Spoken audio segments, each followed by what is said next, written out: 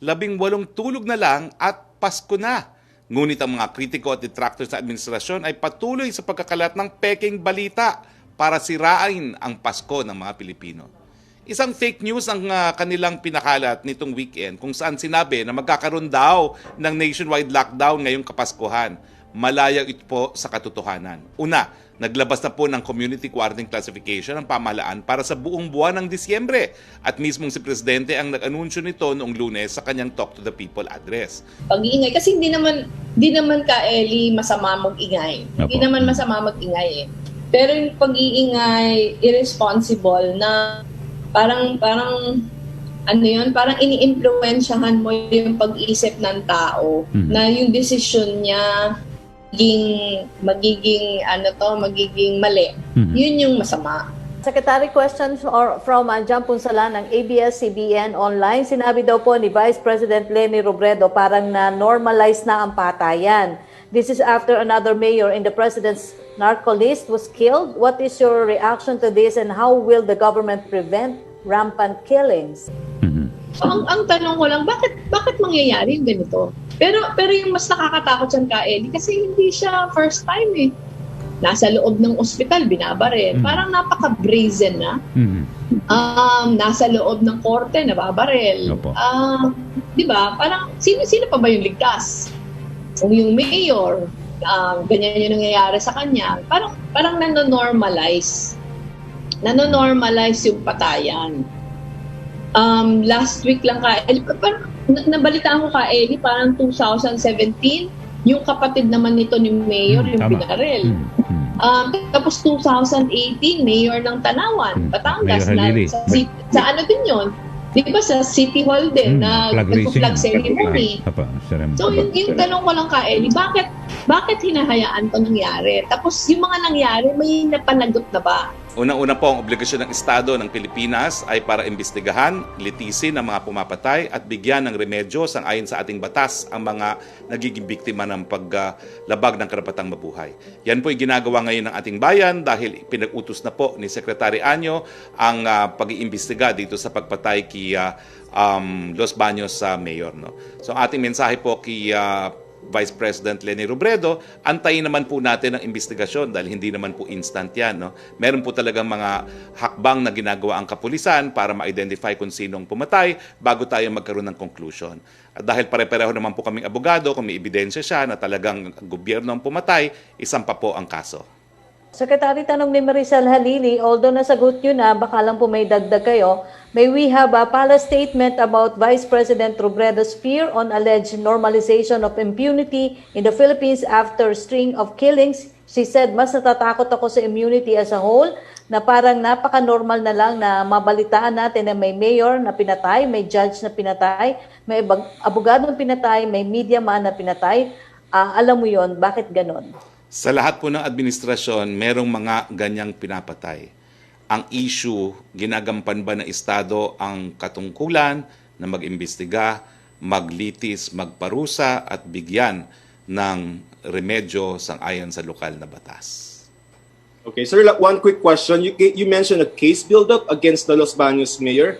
By whom and how do you know this? The police are investigating. Okay. Normally, the results of investigation should be used in a case build-up and charge individuals in court kasi yun yung katungkulan at obligasyon ng Estado pag merong napatay. Pia? Sir? Yes, go ahead please. Yes, sir. Sir, first question. Sir, on the COVID-19 vaccine reservation payments, sir, if you recall in September, the President expressed unwillingness to give advance payments for Western COVID-19 vaccines, but eventually he relented. But sir, did this unwillingness lead to a delay in our reservation of vaccines? Hindi naman po, no? Dahil wala pa naman talagang nakakakuha ng vaccine dahil yan po ay dependent not really on the payment of reservation but on the issuance of emergency use authorization by the FDAs worldwide.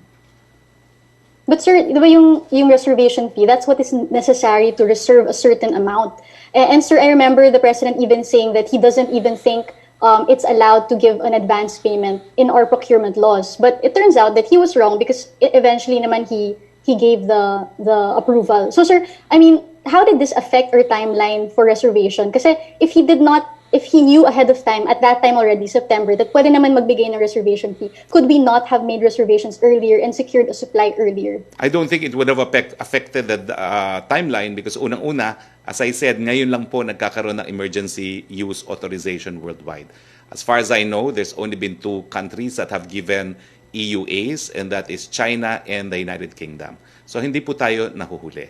Pangalawa po, the advance payment po, I don't think will really affect when we will actually get it kasi lahat naman po tayo subject first to scientific scrutiny. So what determines kung kailan tayo magkakaroon is the scientific scrutiny. And number 3, hindi naman po tayo nag-insist na hindi po pwede ito under our procurement law.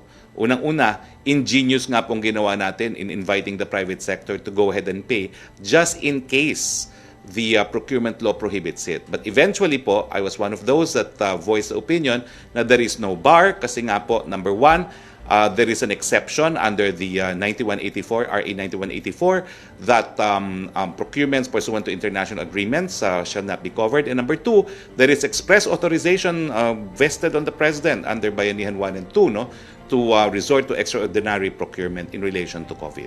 So wala pong kinalaman yan. So, sir, who convinced the President finally na hindi naman siya against the law to issue a reservation fee? Well, I think ang nangyari was the President was first told about the private sector initiative. And when the President was told, he was appreciative and said, let's do everything that we can now to get the vaccines. No? Pero wala pong kinalaman yung kanyang insistence before on when we will actually get it. We will get it at the same time as everyone else because it is still based on science.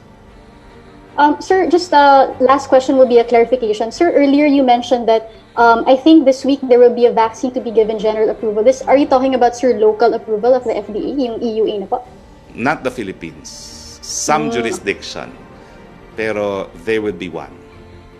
How about, sir, for the Philippines? Will there be any wala pa. EUA In fact, I was trying to contact the pharmas on when they will file EUAs here in the Philippines. Wala namang makasagot. I called Pfizer, and the Pfizer response was, I will read it. Ang Pfizer response was, okay, and the response is that they cannot officially comment on items that are confidential in nature. Only when the headquarters gives their go signal can they comment.